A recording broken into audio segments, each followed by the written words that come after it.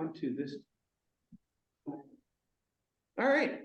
Well, hello and welcome, everyone. Thank you. Yeah. I have a PowerPoint presentation that I'm going to share that you in the room can follow along with, but it's primarily for the folks who are on Zoom, because I have handouts that I'm going to give to everybody so that you have a piece of paper that you can also track what's going on.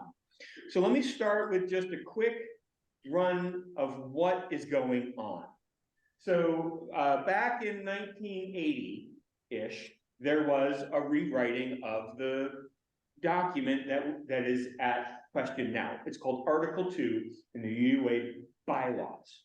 It's a statement of identity. Article 1 is we are the Unitarian Universalist Association.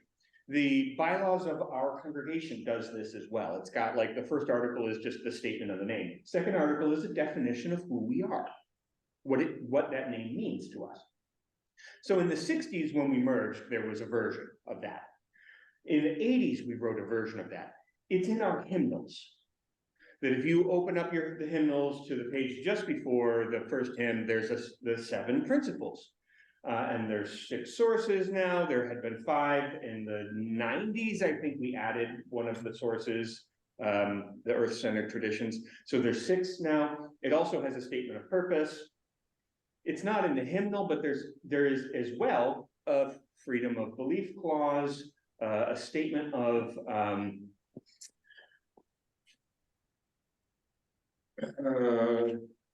no, it's this. And a statement of inclusion. So it's got the purposes statement, the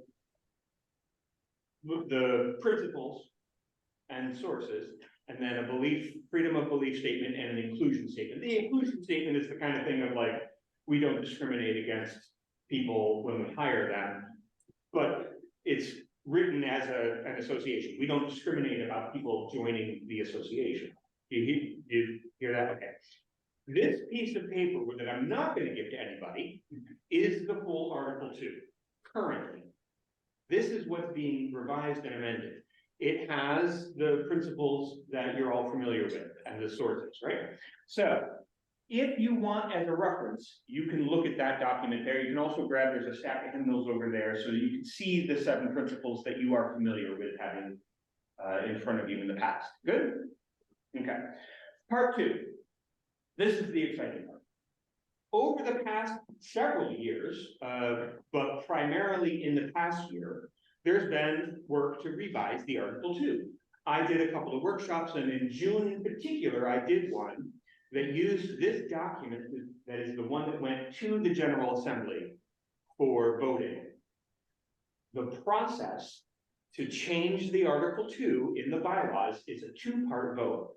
It had to be a simple majority in June of 2023 at the General Assembly of Delegates, and that happened.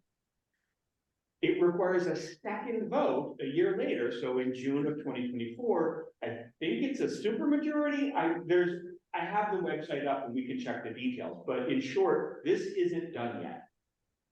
They had the event at General Assembly. This document got amended.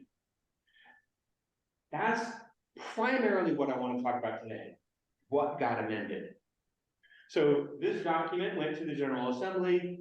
There was a series of amendments. Becca Berger and Jeff Donahue and I and Dylan Cook were all at General Assembly. Was there somebody else from our congregation at General Assembly?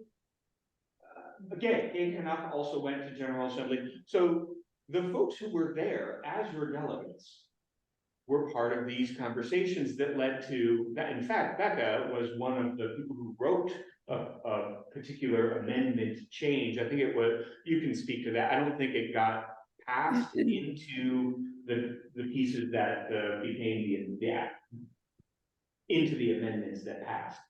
But Becca's been deep into this conversation and can certainly talk further with any of you about what's been going on. Again, this document you've probably seen before, and it's sitting here. At any point you want to look at it, it's available. And I just want to say that at GA, I tell you, their process was really good. You know, they spent a lot of time looking at the amendments. They had a very good process to, vote on, what amendments were gonna be considered. They were really detailed in their process, and very inclusive, made sure people got their say, and they had a time when people would get up and say what they wanted to say, pro, con, that kind of thing, just like we do at our annual meeting. Mhm. It was really good. Mhm.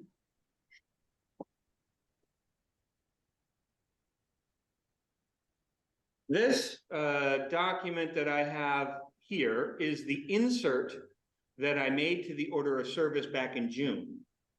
I've edited it, so it now has the proposed changes. 2 of the 4 changes connect to what was on here. So that's going to go around. I'm going to start it here. I'm going to start the PowerPoint in a moment as well. And before I do, I want to hand out another piece of paper. This one is the current final draft that is intended to go to General Assembly for vote in June. And I'll tell you about the amendment process that's still available for that in a minute as well. But I have a copy of this, and I'm going to put it up on the PowerPoint as well in a moment so the folks on Zoom can follow along. This is the current statement that's at play. That is a little confused. So this that you gave us, That's current. That's amended. as the same as that? No, yeah, oh, yes.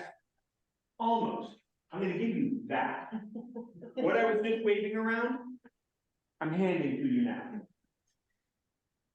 On the insert that I just showed you and handed around first, the half sheet, that is not everything.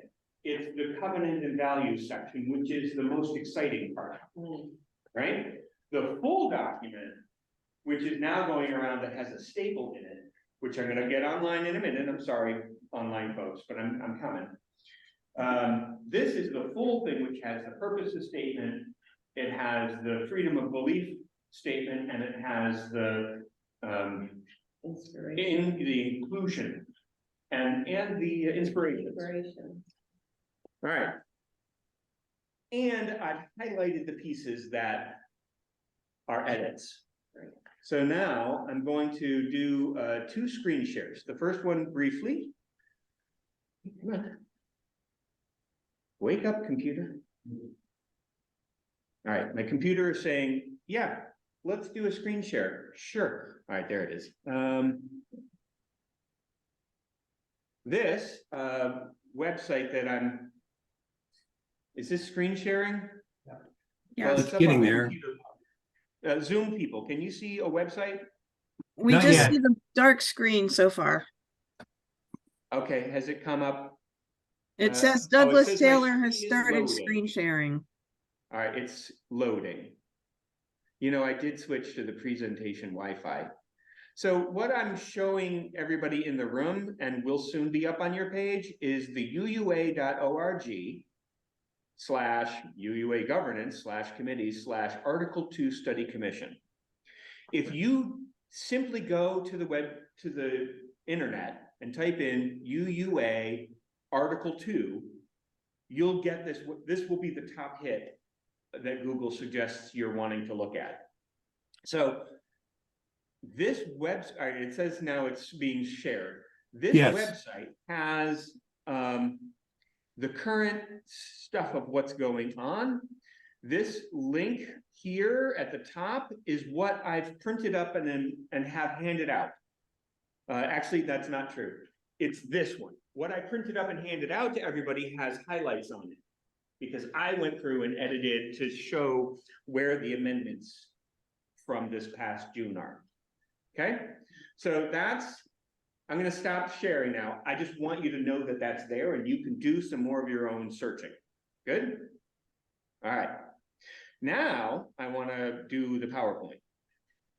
So in the PowerPoint, we've got, this is, I'm going to start with Article 2. It says, this is the current principles. Here's the 8th principle. this is essentially the PowerPoint I used back in June. And it's got the flower petal wheel of the values and the covenant. You're not seeing what I'm flipping through right now, but equity, generosity, these are the values that are out there as written back in June. This page, I can send around, I'm handing this out on in person as well. My colleague Cindy Landrum made this document, which is a reference between the 7 principles and the current proposed, or at least the June proposed amendment. So you can kind of track, like, where did the 7 principles go? You can, what she did is she highlighted, if you see, it says, number 1, the inherent worth and dignity of every person, and that's in kind of a pinkish red color. That's to say that it matches the equity, which was the red one in the color wheel. And so what you have is two-sided, and so I'm going to flip back and forth between 2 pieces. So you can see the second 7 principle is justice, equity, and compassion in human relations. What happened is those got spread over 3 different values. Well, the value of justice, the value of equity, and the value of compassion. We didn't have one that specifically said compassion. It was listed here as, I think, generosity. Yes. So that's a document just for you. It's something that I gave everybody back in June. And again, it might be new to you. It's not, it's something that I gave everybody back in June, but I wanted you to also have it now in case that's valuable information to you that you haven't had before. There is a colleague of mine, Cindy Landrum, who did a lot of work to show how the current language of the 7 principles got spread out across what we're calling values and covenants. Okay? So now I want to walk through the changes that you can see. The paper that I handed to everybody, and what I have online in the PowerPoint is going to be a little bit different, but the paper that I gave to everybody shows these spots that are in bold. There are 4 major places where amendments were accepted that changed the document that we had in June. One of them is in the purposes. 2 of them are in the values and covenant section, which is, you can track that on a half sheet, or you can track it in the stapled sheet. And then the last one is in inspirations, which we used to call that the 6 sources. It's now called inspirations. So I'm going to go through those a little more slowly. Before I do, is anybody lost? Does anybody not see where we are and need me to go back over something? Here. You're right here, right? All right, and online, are you all with me still? It played out differently for you online because my papers are slightly different from what you will have. Not hearing any objections, I'm gonna go ahead. All right, so I'm gonna spend a few minutes on each of these 4 areas and walk through the changes that you're seeing. What I'm gonna do is I've got the purposes statement, I've got the old language, and then I'm returning to the purposes statement with some color changes, right? So here's the statement that is going forward. This is where we are today. The purposes of the Unitarian Universalist Association. And then it's got 1, 2, 3, 4, 5, 6 bullet points to name, these are our primary purposes. To assist the congregations in their vital ministries, to support and train leaders, both lay and professional, to foster lifelong faith formation. Here was an amendment, and spiritual development. This was something that went to the floor, was debated, and people voted yes, we want to include that new phrase in this statement, because some people were like, faith formation, what is that? spiritual development makes sense for me. Other people were like, spiritual development, what's that? Faith formation works fine. So I'm not sure. My read is that having both phrases allowed more people to say yes to that piece. You know, I don't know if that's accurate. That was just my read. The next one is to heal historic injustices. And then here's one that was added in. This actually was in the 80s version of our statement of purpose, to support and encourage the creation of new UU communities. Well, congregations is how it read in the old 80s one. So we didn't have that in there. People were like, wait a minute. You don't think it's your job to help create new UU communities? We're the association. Who else is going to do that? So that got added back in. And then to advance UU values in the world. And then this little tagline at the bottom of the statement of purposes, it used to say, in the pre-GA version, it said the purpose of the UUA is to actively engage its members in transforming the world with liberating love. They just changed the grammar on that. Because we've already stated what our purposes, our primary purposes are, and we've got 6 bullet points. So they took the word purpose out in that sentence and changed it to a we will. That's the changes that happened to the purposes statement. Now, I would encourage you to find value in looking at what is currently our purposes statement, which is from the 80s, to compare and contrast. What I've given you is the compare and contrast from a year ago to today, which is its own value. But if you really want to dig into the purposes statement, you might want to go back to the 80s version, which is in our hymnals, and it's on this sheet right here if you want to look at it.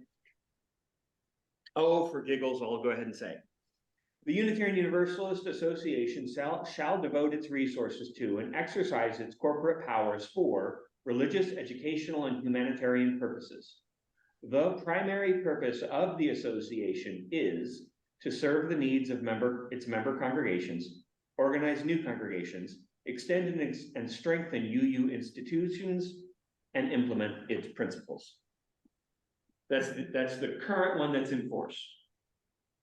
So we didn't have anything about advancing UU values in the world kind of thing. No, and it doesn't say anything about healing historic injustices, Yeah. fostering lifelong faith formation, although maybe it's kind of in there a little bit, Yeah. but that's some of the meaty pieces that are different. Yeah. Good? So here's the language from a year ago. And here's the current language with the few pieces adjusted in red, so you can see from a year ago to today. And again, this is primarily for the folks who are on Zoom to be able to track the conversation, because what you have in your hands in person here is a sheet that has highlighted what I did in red up there. Okay? Yellow, they have red. We have yellow, they have red. All colors are beautiful colors. Is there anything, let me check my time. Yeah. Is there any questions, or primarily I'm not opening up like, hey, let's debate, let's take the next step. Really what I'm trying to do is give you this information so that you can go home and sit with it, think about it. Is there any question? Moving on. All right, we will, time allowing, we will open it up for a different level of question. Right now, it's kind of like, do you get it? Are you with me? Okay. Interdependence was one of the 6 values. So if you're following along in person, you can flip the sheet open. And what you see in interdependence, I went ahead and just like crossed out the whole thing from before, and I could have done a better job of clarifying what stayed and what changed. I'm gonna also take a minute and shrink this so that the people in the room and the people online can better see what the slideshow says. If you want to get my attention from online, please unmute and speak, because I just shrank the window and will not see you if you are waving at me. And I do want you to be included if there's something you want to say. So this document, this piece of the document, they went and changed a significant piece of this. And I'm going to go ahead and here's the old language. And I'm going to advance the slide to showing the changes in red. So the original, the way these 6 values are written, they've got a statement that is sort of a definition. This is what we mean by this term. And then there's a covenant, and here's what we promise to do with it. Yeah, that's really important. It is. In the past, we had our 7 principles, but we didn't say what we're gonna do about it. Okay, so this version of it says, what are our principles or values, and what are we gonna do about it? I think that's a really good improvement. I agree. Folks online, were you able to hear Gay, or do you need me to repeat what she offered? We mostly heard her. Okay, she was affirming the structure. Thank you. At any point, if you have something like Gay to contribute, I may check in to see if the folks online heard, and I may ask you to repeat yourself. So the statement, they kept the original one, we honor the interdependent web of all existence, but then they added a piece that there was the word reverence and the word humility buried in the covenant part, but they moved that up to the statement of what we mean by interdependence. With reverence for the great web of life, and with humility, we acknowledge our place in it. So the part about our place in the interdependent web was really important to people in the way that it was written in the 7 principles. And it was not included in a year ago's version of this, and it got added in at GA. And then it goes on to say we covenant to protect. Now in the original a year ago version, it said we covenant to cherish. So protect all beings from exploitation, that's different language.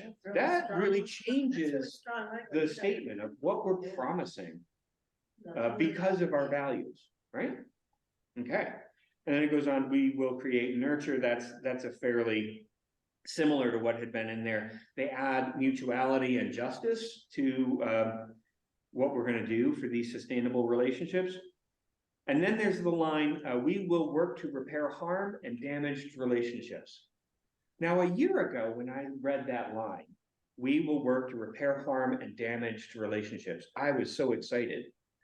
One of the critiques I now have in my head is that I wanted that to be about all relationships. And the way that it's worded in this document, and I don't think it changed that much from June a year ago to today, is that it's very much about the earth. And all beings, it now says. So in a way that brings it closer to what I wanted, which was for us to make a promise to work to repair broken relationships, period.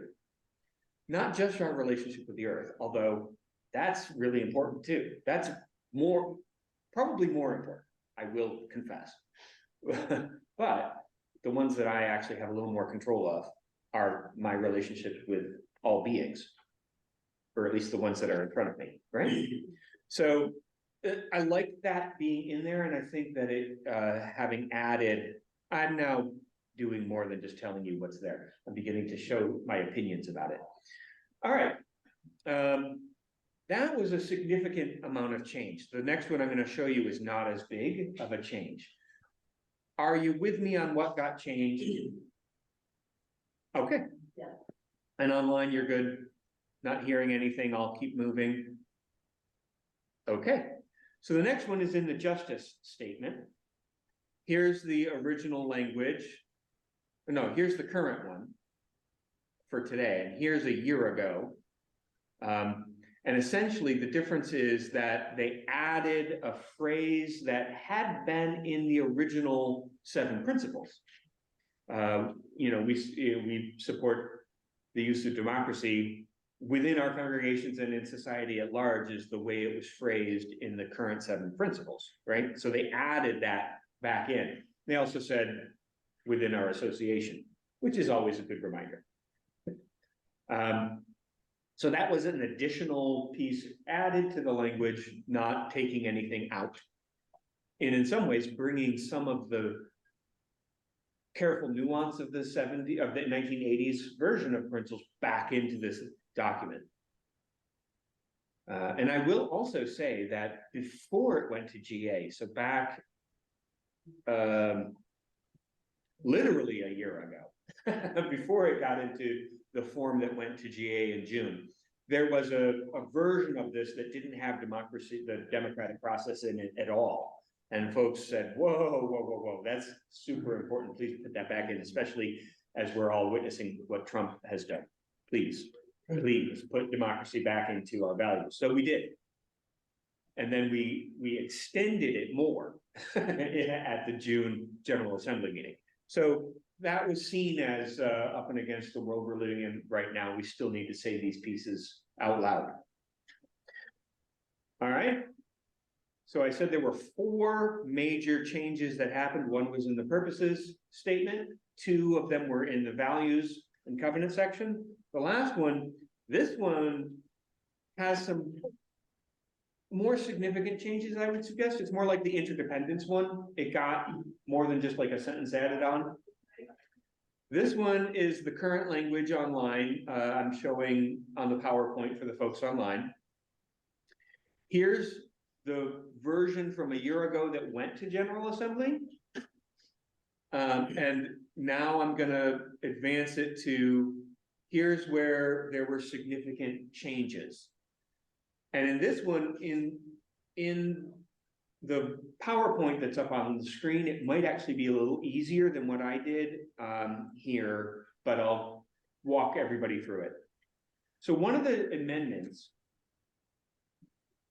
was to add these these first 2 sentences that are in no way in the document from a year ago, but they're very reminiscent of the first of the 6 sources that we're familiar with that are currently our Article 2 principles and sources. The direct experiences of the transcending mystery and wonder statement. Right. So one amendment was to preface the whole statement of inspirations. So again, this is a statement of where do we draw inspiration from? Other religions will say from this book, or from this person, or from these 4 noble truths, or from, right? We say this. It begins with what's been added: direct experience of the transcending mystery and wonder are primary sources of UU inspiration. These experiences open our hearts, renew our spirits, and transform our lives. One of the arguments that happened on the floor during General Assembly was, this feels like we're picking one of the 6 and lifting it up as the only one that matters to us. And the counter to that was, we're kind of doing that, but we're saying this one is the root of all of the others. And while we agree with the idea of not listing the way that the 6 sources from the 80s began a list, and people over the years have wanted to add a 7th to the list, or an 8th, like more sources. Where else do you get source art? Hinduism, Islam. People wanted to begin naming more, because that's what that list that we currently have does.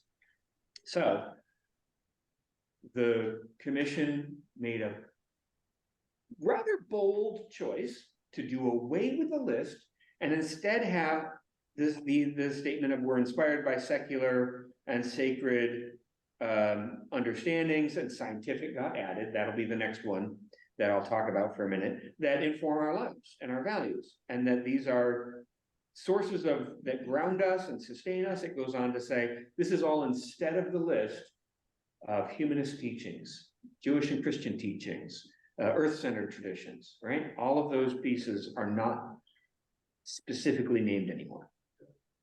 But this first one got named again. Now I'm seeing hands. All right. I can keep going. I'm going to keep going to finish the changes. And then I want to open it up because I'm seeing some people want to talk about this a little bit. Okay. To continue on, there's the one from a year ago named that we are inspired by sacred and secular understandings. People at General Assembly at the plenary floor decided to add scientific understandings that help us make meaning and live into our values. So the living into our values piece was in there from a year ago. We added making meaning. And then I have this bolded, but it shouldn't be. We respect the histories, contexts, and cultures in which that sentence was in there a year ago. And when I was throwing this together last night, I think I should have edited better. That Highlight happy. I was highlight happy, yes. That part is what it said in June, going into General Assembly, and it's still there. They did a little bit of grammatical adjustment of the last sentence. Grateful for the experiences that move us and aware of the religious ancestries. That piece around religious ancestries is in there.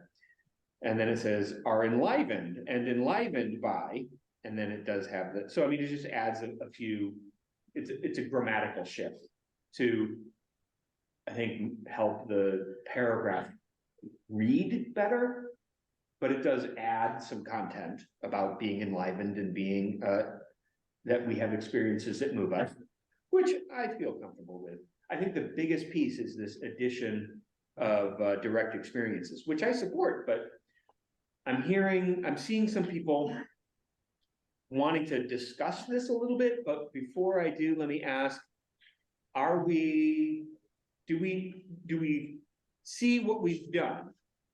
I have one more thing that I didn't list as a major change, and then we'll come back to sources. They changed the color of generosity. A year ago, the petals were colored red, orange, yellow, light blue, dark blue, and purple, or violet. And people were like, they're not green, like, why not green? So they added green back in. And they included a statement that says, this graphic is not actually in the bylaws in a locked way. You can adjust this, you can put the words in different colors, you can put the words in different locations. The 6, I think that they've descriptively said love is at the center. And then they wanted this to not be a list of 6 values, the first value being this one, as in like it's our top priority. The way that the 7 principles became, this is our first principle, as in like it's more important. The original 7 principles, they didn't necessarily want to say that the first one was the most important one, but it's a list. And that's what we do with lists. So this graphic, what they're trying to say is, go ahead and mix it up. These 6 are together and you can put them in any order. So that's that. I'm going to jump back in the PowerPoint to the inspirations changes because I'm looking around the room and seeing some people wanting to share some response to this.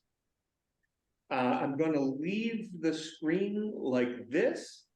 And if I hear from you online that you want me to change it so that perhaps you can see the faces in the room, maybe this PowerPoint has been enough.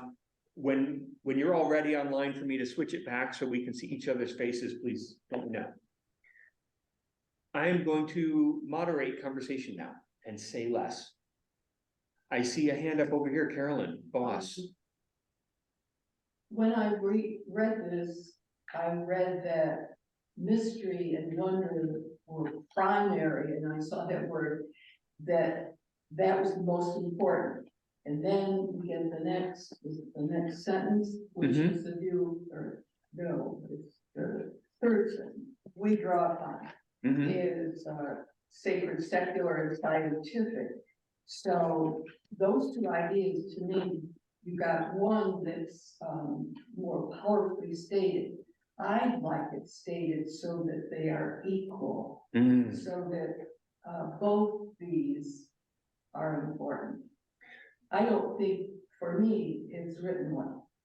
I'd like more clarity about those both being important. Okay, right, so you're seeing the difference as it's written, and you're wanting less of a, It's just like, Got it. you just said 1, 2, 3, 4, it's, right, you're hearing this as there's a number one. I mean, well, the word primary. Yeah, it does say it, you're right. Okay, in a moment, I will pull up the website again and show you where there's a link to begin the amendments process. So if you have things you want to say, it's a little more complicated this second year through, but there are possibilities. Ruth, you had a hand up. Okay, so I'm with you, Carolyn, no argument there. It occurs to me that this is about direct experiences is one of the things that has for, probably as long as we've been Unitarians and or Universalists, direct experiences as opposed to those religions that require that you must believe exactly what's in the book, or you must put the book primary to your own experience, and or the religions that say you cannot have a direct experience of God. You must have a go-between, your priest. Your priest can communicate with God, but you must go. I mean, I don't know. I mean, that's sort of a Catholic and Lutheran thing, I think. And some of the more, some of the Protestant religions are very much on direct experience.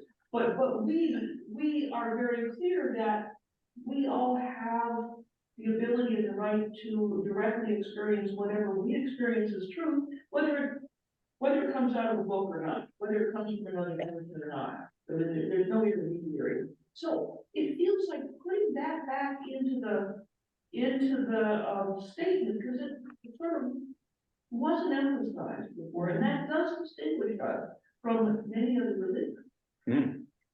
Yeah. I agree totally with you, Ruth. That's exactly what I was thinking as well. I'm really happy that they put that back in there, because I think that is key. I remember when I was a brand new minister, I was candidating to serve a congregation down in Maryland. This was where I got the job. I served for 4 years in Bethesda, Maryland. One of the questions that one of those search committee members asked was, which of the sources is the most important source for you personally? You know, and you know, I think that's a bold question, but you know, if you're asking, you know, if you're inviting somebody to be your minister, you might want to know. Because I think in times there were folks who would say, oh, I'm definitely a pagan, and so I'm that sixth source, or I'm definitely a Christian, so it's that Jewish and Christian teachings source, or I'm definitely a humanist. So I mean, there was a time 25 years ago that was super important, and it's becoming less so. I had said number one, just so you know. That was my question. That was going to be your question. What was my answer? Because you still want to know. It was number one. So you know, I hear the question about this, but I'm with Ruth that it's an important one, and so it was number one back then. What was it? Oh, the transcending mystery and wonder affirmed in all traditions about transformative power of love. Yeah.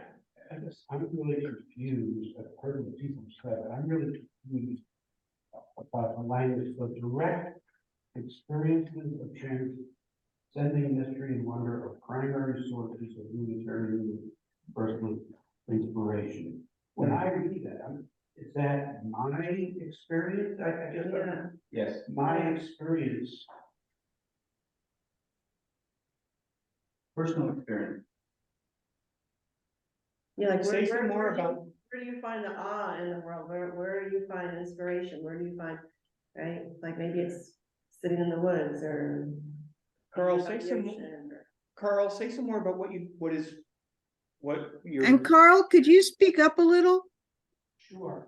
I said I'm a little bit confused about the language in that first sentence.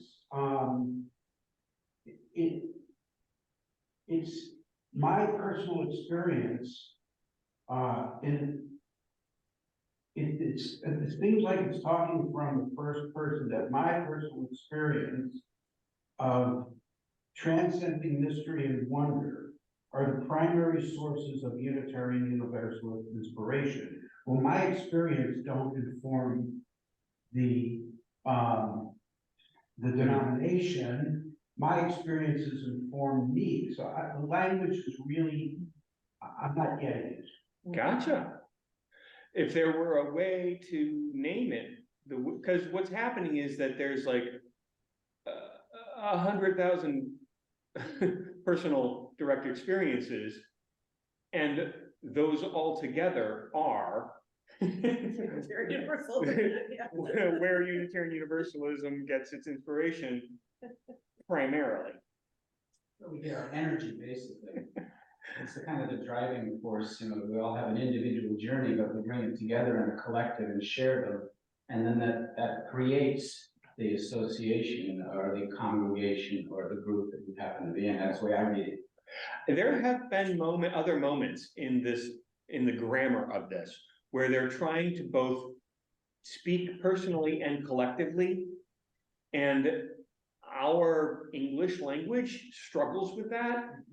And the commission who was charged to actually do the grammar of it seems to also be struggling with it. I think that's a piece of it, Carl, the personal and versus collective, and trying to name something that is a collective source. And the answer is that it's your personal source. Yeah. There's The somebody other online? thing that, the other thing that I think about this is that it talks about direct experiences of transcending mystery and wonder.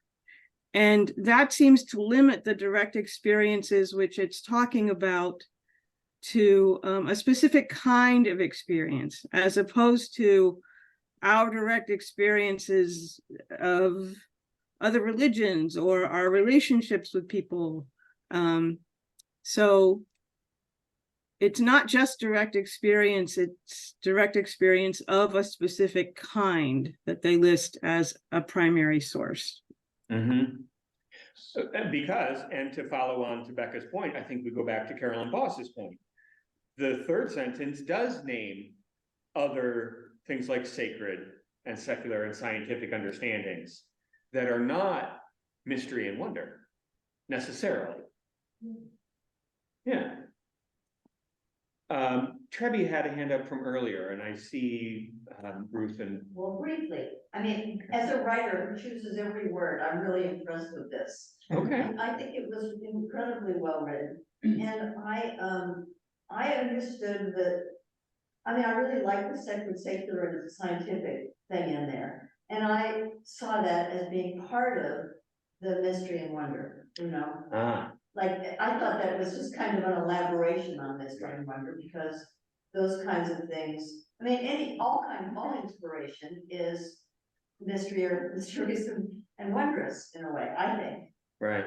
But I mean, the one thing that sort of threw me was the direct experiences of transcending mystery and wonder. And when I first read that, I read it as the goal is to transcend mystery and transcend wonder. And I thought, that's very bizarre. You know, like what's beyond mystery and wonder that we need to transcend? Right. Well, I understand what they mean, but it took me back for a moment. So the way that it's worded from the current document that is still in force at the moment, from the 80s, all right, so the living tradition, which we share, draws from many sources, and then it starts to list them. The first one is direct experiences of that transcending mystery and wonder, affirmed in all cultures, which moves us to a renewal of the spirit and an openness to the forces which create and uphold life. So the word that kind of declares. It points out that it's an adjective and not an adjective. Yeah. Yeah, that's interesting.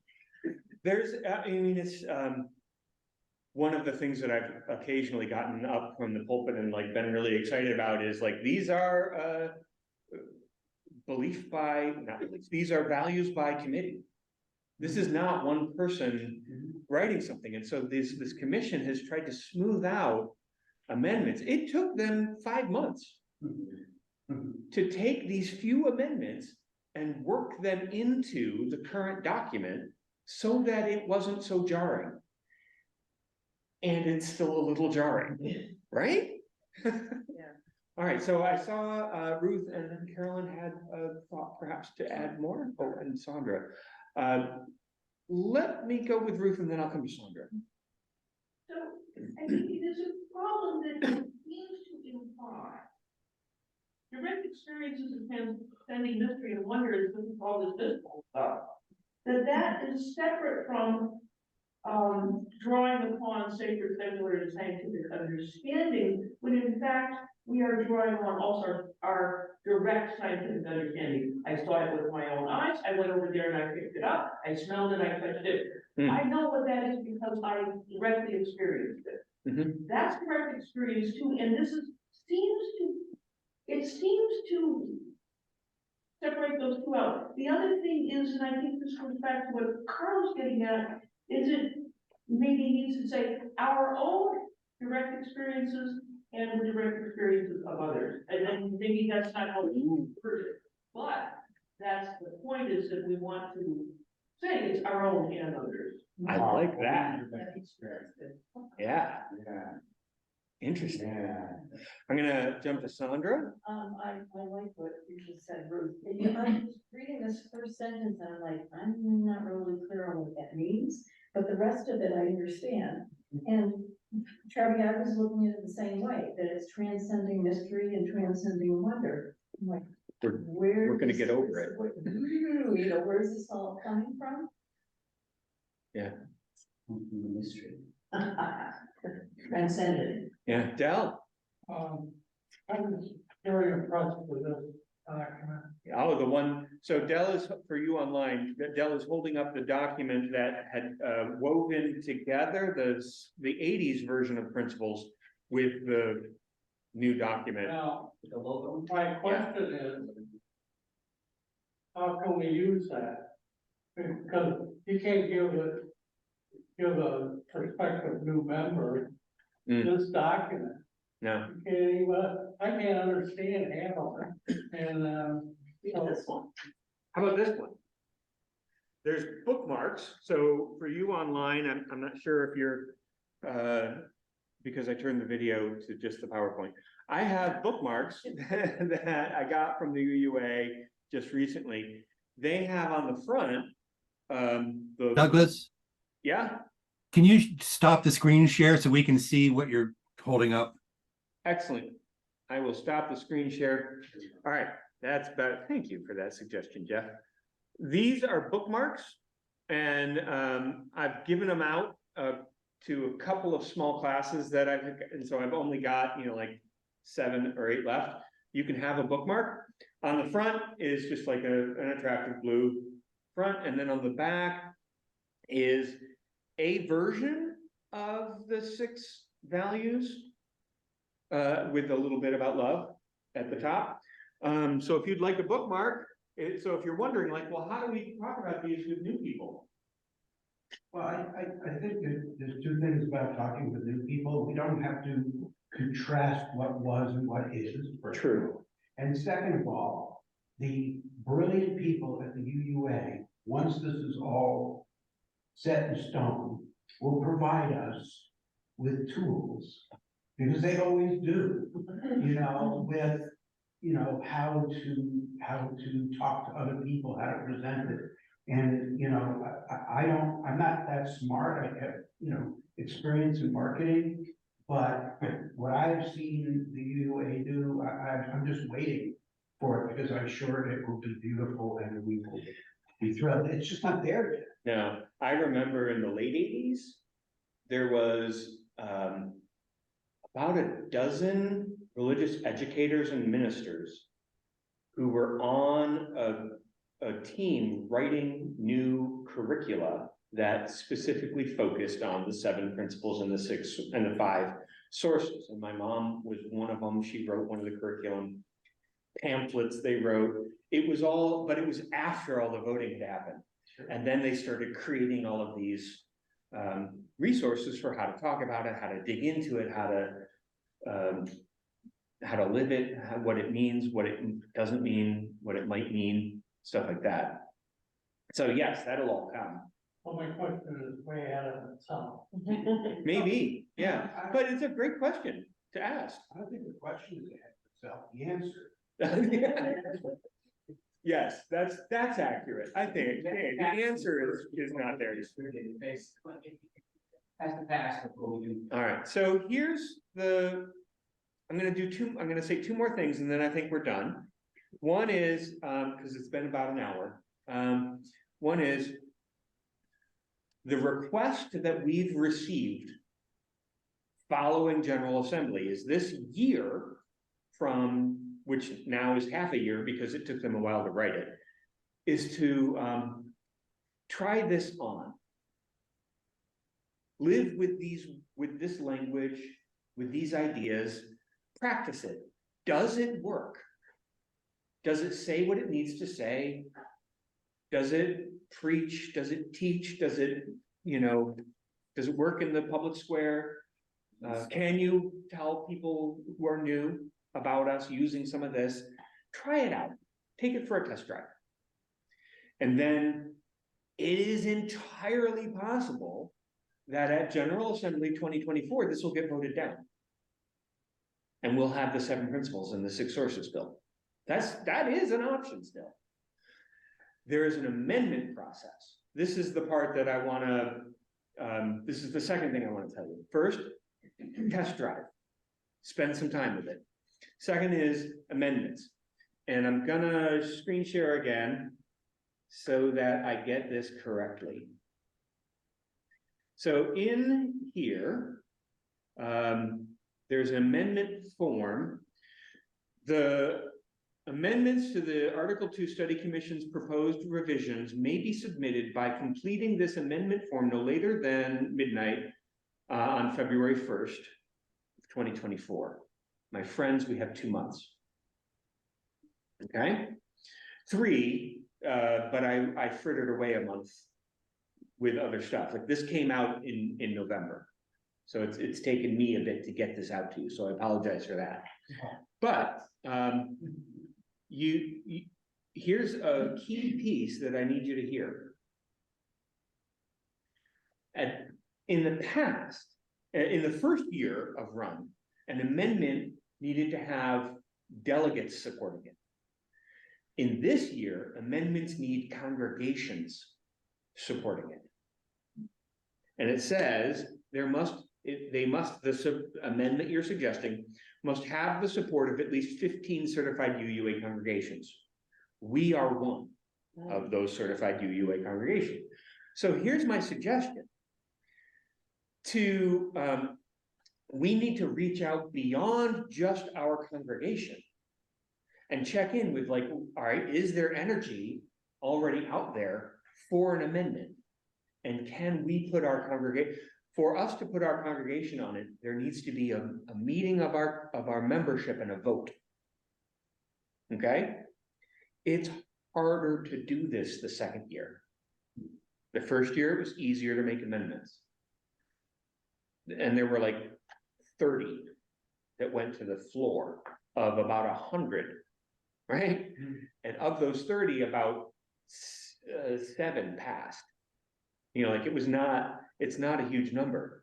But a bunch of them were heard. I think about, 20 of them were heard and 30 of them were presented and only, of that, a portion of them were debated. So, I mean, it's a lot more work, but it is possible. If there's something in here that is dramatically flawed, connect with me or Jeff or Becca or Gay or Dylan. We all went to GA. We have access. You can get this. Google UUA Article 2. You'll get this page. There is a way forward if there's an amendment you really want. So I guess I'm a little confused. So we sit around here and we talk about some amendments we want to make. We have to vote as a congregation to put that forward. Mhm. but we can't put it forward as a congregation because we need, how many did you say? 15. 15, so what's the forum to get 15 other congregations There's sign on to our suggestion? on here, right below the part that I have highlighted, it said there's a discussion forum. And above that here is the amendment form. That you can get. And they have a person that they strongly encourage you to connect with so he can support you in doing this well. And, you know, I haven't tracked this, but I'm fairly sure that there's gonna be one or two out there somewhere. We just need to find them. Douglas, Yes, Becca? there is a Facebook group for people who want to present amendments. And I don't Are you have the on link. that? What? Are you on that Facebook group? I am on that group, but I haven't been paying a lot of attention to it. But there is a Facebook group for people who want to present amendments, and it's a way to connect with people in other congregations and find out what else is going on. Okay, I think that is a quick and informal way to do it. I think the discussion forum that they're trying to set up will be another way. But if you're particularly interested in this conversation, I don't think that you have to be on Facebook to be a part of that, but perhaps you can connect with Becca or Jeff or me or Gay or Dylan. And one of us who had been your delegates during General Assembly last year can help you get connected to what's going on. I'm not currently connected to what's going on, but I can help you find your way to it. Good. I think I'm gonna stop recording now. And I'm gonna also say that we're done here because I have a 1 o'clock thing in this room in 10 minutes. Thank you all for coming. Thank you. Blessings to all of you and go well into your days.